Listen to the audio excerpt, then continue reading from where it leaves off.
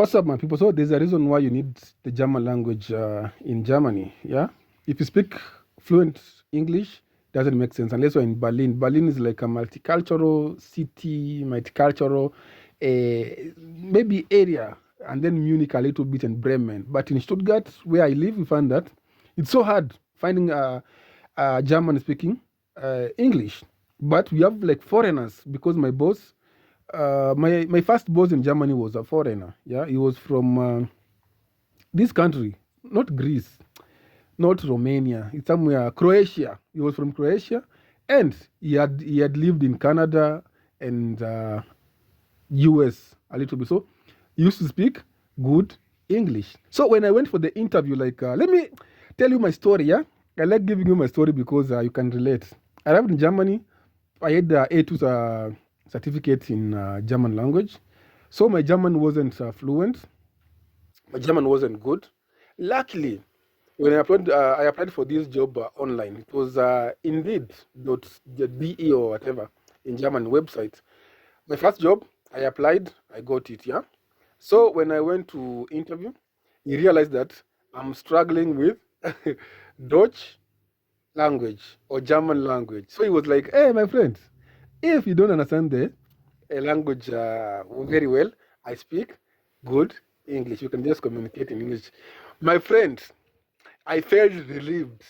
I felt so nice, like, hey, I found a person who can speak fluent English. So the interview went on through English, and then the company that I was being taken to, it was like a site arbeit. Site arbeit, it means someone else has like a mandate to employ people, and then they just put them in a different companies. But those companies, now your boss is the person who did the interview, yeah, for you. Who, when you're applying, the person who interviewed you, who gave you the contract, that's your boss. But your boss can take you to different companies. So it's a nice job, but sometimes they earn more money from you. Yeah, the good jobs in Germany is the one that you are taken direct.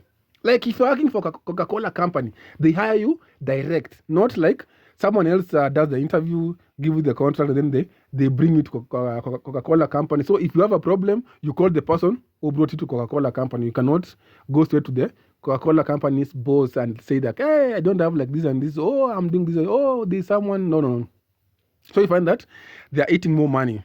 They are getting more money from you. It's like, I think it's like slavery in Germany. Unless you've studied in Germany, you have graduated in Germany, you have the papers, German papers, like you are a career woman in Germany, you are a career man in Germany, like you have a career that you studied in Germany, you have the papers.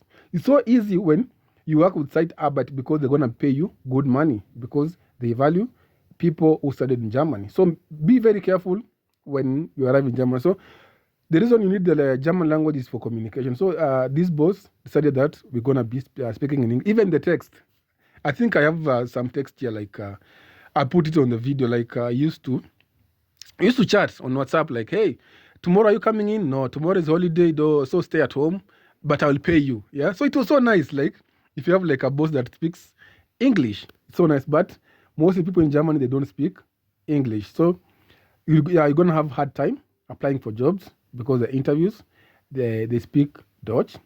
You're gonna have hard times when you're booking for appointments, maybe doctor's appointments. Maybe you are sick, your stomach doesn't feel good, you are feeling pain on your shoulders. You have to explain in Dutch, like, I'm feeling pain in my shoulders when I bend down, when I come off the stairs after climbing to the second floor. I feel like my heart is beating very fast. So you have to explain in German language. And if you don't speak the proper German language, you need to have like a translator.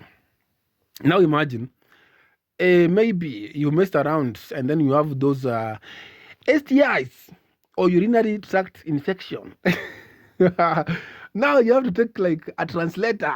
You have to find your friend and then you go to the hospital with your friend, like, hey, I messed up. Now I have this UTI that is itching.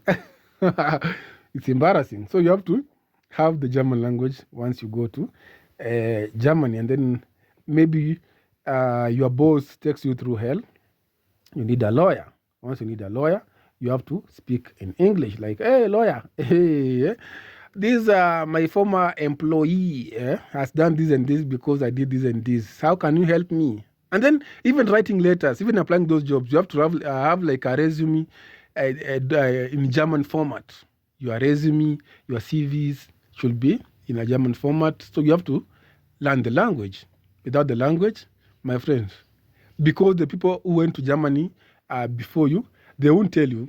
They just tell you like, hey, I'm living good life in Germany, but they don't tell you what they went through. You have to go to class. Because you have a lot of Africans in Germany, they went with a visit visa. They decided that, for me, I'm going to stay in Germany because Germany is good. We have good healthcare. We have good transport system. We have good food. So for me, I'm going to stay here. They didn't tell you that you have to go to school. If you went to Germany with a visit visa, you don't need the German language. Then you arrived there, you decided, I'm not going back home. They went to school for like 1 year to study the German language until B1 or B2. They did the exam. Now, they are doing house building. Those are like 3 years. So someone will be in Germany for like 5 years doing nothing, just studying, no money. Yeah, but they are living a soft life online. Maybe ladies have like those Nigerian boyfriends. So they are living soft life online. Yeah, for you who's living in Africa, maybe in Kenya, you see them flaunting expensive champagne online. You feel like, those guys, they are living good life. No, they're not living good life. Yeah, like alcohol in Germany is very cheap unless you go to a club. In a club, the prices goes like triple or even 4 times expensive than in supermarkets. And then we have every town has their own a beer company. Like we have Stuttgart, we have Berlin, we have Munich, we have Dresden. So they have their own alcohol. So you find that alcohol is cheaper in Germany compared to any other countries because they have beers everywhere. Compared to Kenya, where we have like EABL, yeah, for Tusker and Pilsner, just one company. And then you have Keroche, which they are being fought. So you find that in Kenya, beer will be much more expensive than abroad. And then even those champagne, you find that with €7 you can get a nice champagne, €10, €20. But in Kenya, without like 5,000, 6,000, 7,000, you cannot get a good champagne. If you go to a club, it's more expensive for 10,000 plus. Even so, an alcohol that is being sold in Germany for €18, €17 in Kenya, it's almost 60, maybe 6,000. Yeah, so alcohol is very expensive. Yeah, so you need a German language if you are planning to live in Germany and study in Germany. You need the German language until B1. B1 is good. And then you can live in Germany comfortably. You can do your exams very easily. You can communicate very easily. You can apply for jobs easily. And life will be easy for you. So I'll see you in the next video. Bye-bye.